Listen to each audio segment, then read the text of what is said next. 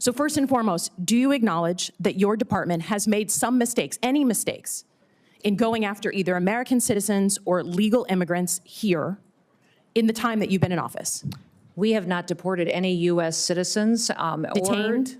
Or people get interviewed. If they get interviewed and they go through that process, and if we find that they're U.S. citizens or legal immigrants, they stay in the United States. Thank you for being here. You know, Michigan's a border state, so we need each other.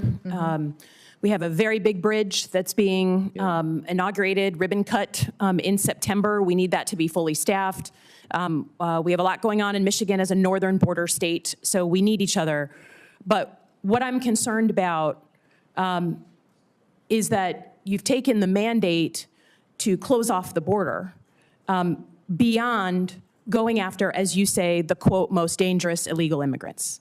I'm a CIA officer. I work my entire life to protect the homeland. If someone's here illegally, they need to not be here. They've committed a crime by being here. They need to go back to wherever they're from.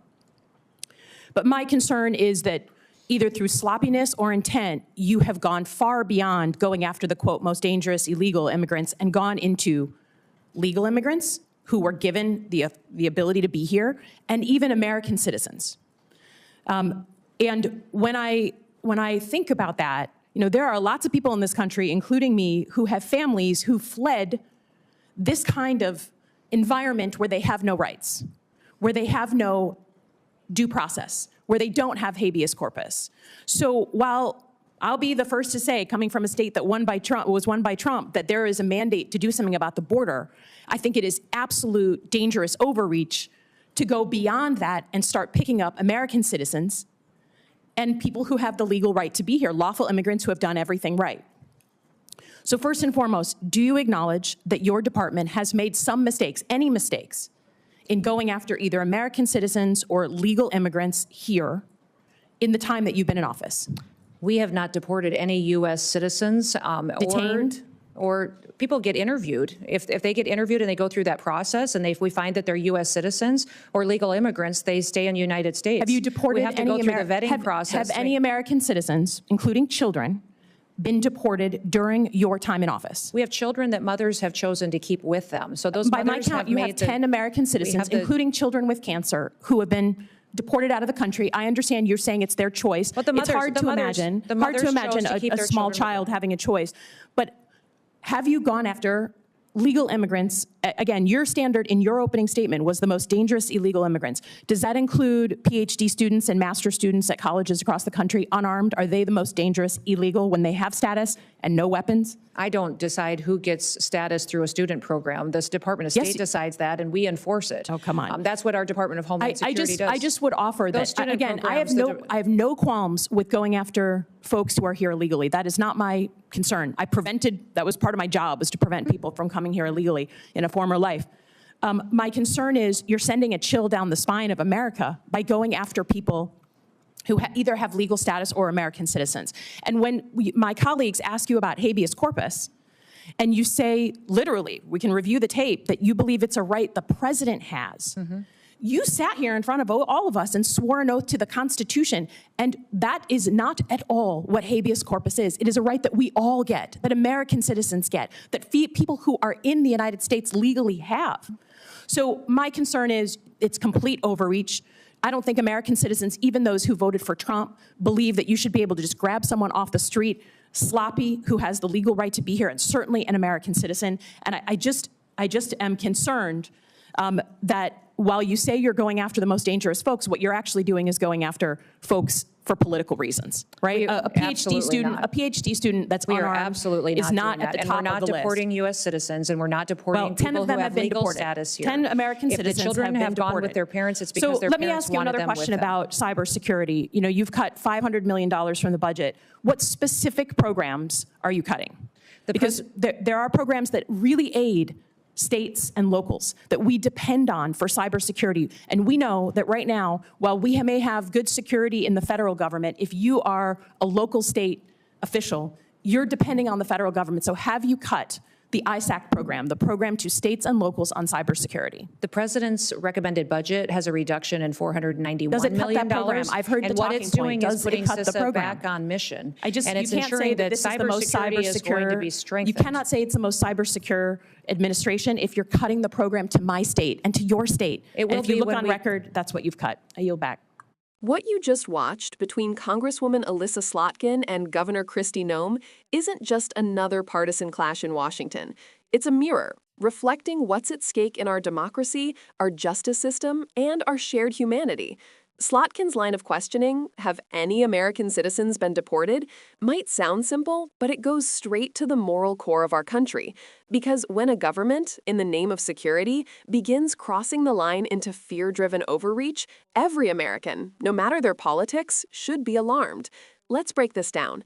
Elissa Slotkin, a Democrat from Michigan and a former CIA officer, isn't speaking from ideology. She's speaking from experience. Her entire career has been about protecting the homeland, so when she says she supports border security, that's not lip service, it's reality. But unlike the rhetoric we often hear from the right, she's drawing a distinction that too many politicians ignore. There's a difference between protecting America and targeting Americans. Slotkin acknowledges what many Democrats also recognize, that people want order at the border, that we must manage immigration fairly and securely. But what she rejects is the dangerous and politically motivated overreach that treats lawful immigrants, students, and even citizens as collateral damage in a political stunt. This isn't hypothetical.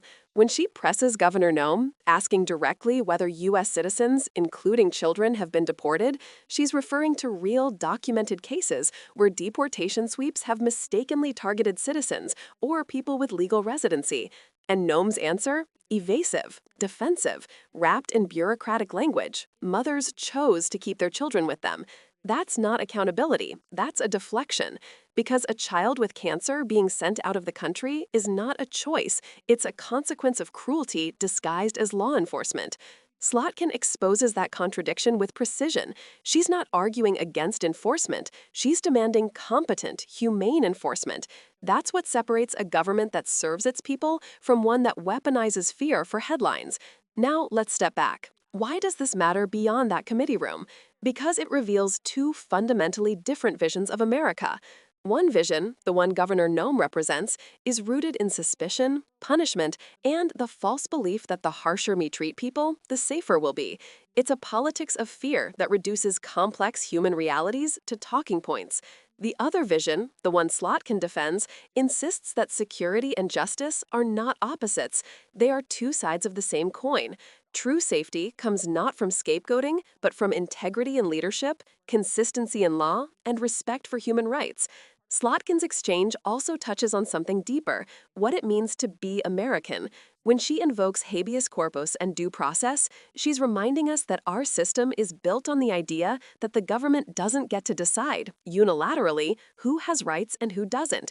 Those rights are inherent. They belong to every person in the United States, regardless of what they look like or where they were born. That's not a partisan idea. It's the foundation of our republic. But it's an idea that's under assault whenever leaders try to blur the lines between illegal immigrant and anyone they disagree with politically. And Slotkin, to her credit, calls that out directly. Then she pivots powerfully to cybersecurity, a completely different policy area that's often overlooked in mainstream debate. This is where she exposes the hypocrisy of the administration's priorities. You can't claim to be the most cybersecure administration while cutting nearly $500 million in funding that supports state and local cyber defense. That's not just bad policy, that's negligence. Because when a hospital system is hacked, when a school's records are stolen, when a small-town government is locked out of its own data, it's not Washington elites who pay the price. It's ordinary families, local businesses, taxpayers. So Slotkin's message here isn't just about immigration. It's about competence, priorities, and trust. It's about the idea that government has a duty not to perform for cameras, but to deliver for the people. What's striking is how calm, methodical, and fact-driven Slotkin is, even while confronting someone as combative as Kristi Noem. That restraint is political power. It's not about shouting louder, it's about cutting deeper. And that's a lesson Democrats can take to heart. You don't need to match rage with rage. You can counter fear with fact, cruelty with compassion, and propaganda with principle. This moment, this exchange, should remind Americans that democracy doesn't defend itself. It relies on people in office who know the Constitution, respect it, and are willing to call out violations even when it's politically inconvenient. And let's be honest, this is bigger than one governor or one hearing. It's about what kind of nation we're becoming. Are we a country that respects the law, or one that uses the law as a weapon? Are we a country that values every human life, or one that treats some lives as expendable for political gain? Slotkin's words echo something we desperately need to hear more of in public life. Accountability is not hostility. Asking tough questions isn't partisan, it's patriotic. So here's the takeaway.